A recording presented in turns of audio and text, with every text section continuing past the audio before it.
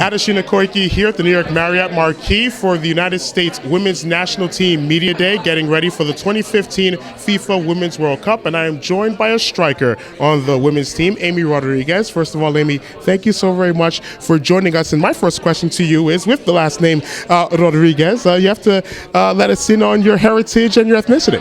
Hi, thank you. So nice to be here too. Very excited to represent Team USA in this World Cup. But the Rodriguez names comes from my dad's side of the family, who was born in Cuba. So I am a second-generation Cuban American and 50% Cuban. I'm wondering now, given that the tensions have eased between the United States and Cuba in terms of the relations and more travel being made by Americans to Cuba, has that or will that cross your mind possibly to travel to Cuba? I've actually never been to the country, so it would be an excellent thing to go visit and kind of see a piece of my heritage. A couple of years ago, your son, Ryan, was born August 6th, I believe. In these past 14 months, I believe. How has your perspective on football and on life changed ever since that momentous occasion a couple of years ago? So my son is going to be 2 at the end of this summer, and I'm so excited. He's been such a blessing. He's really just changed my perspective on life and in the soccer game too.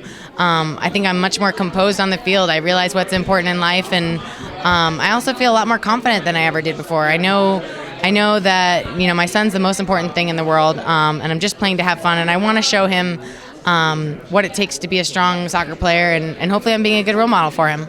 I was about to ask you, you had to miss the 2013 season in the Women's Professional Soccer League, and then this past season in 2014, your team wins the title.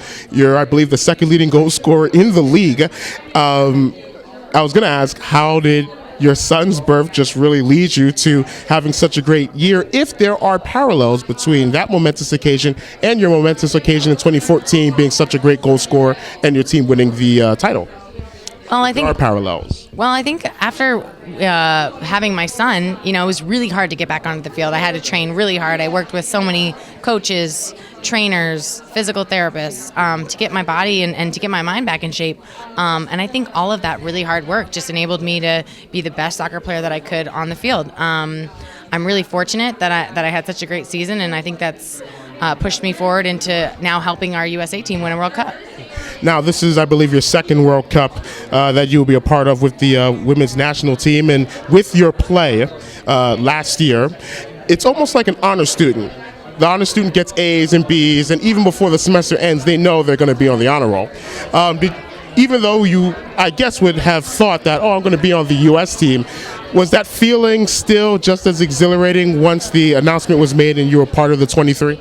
I can't tell you how excited and relieved I was to be a part of this 23-player roster. It was actually quite tough to make because we have so many good players. It was really hard to make this roster, and there were times that I didn't think I was going to make it. So, to me, I was extremely excited. I felt really proud to be able to call myself a World Cup rostered player, and I'm just hoping that I can make America proud in this World Cup.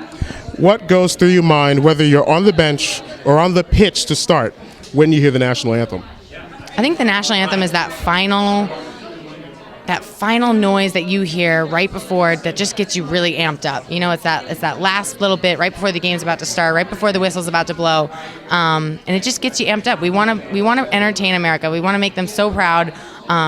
So I hope that everybody can come and help and support us, because at the end of the day, we want to bring home the trophy to America. How have the other strikers, the Abbies and the Alexes, helped you in your development, not necessarily on the field, but I guess your mental preparation and mental focus as well? How has that healthy competition up front helped you? I think we are a great group of girls as strikers and forwards. We totally help each other out because we're in training every day together, and we're working on our techniques, our shooting drills, and we're all, a little bit competitive with each other, which just pushes us, just nudges us on a little bit more to be, a better striker and a better player for this team.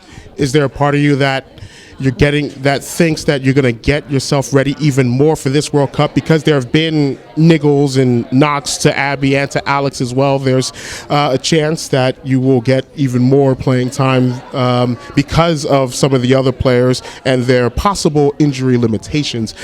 So how does your focus either change or differ knowing that some of the other players on the strike force right now are kind of nursing some injuries?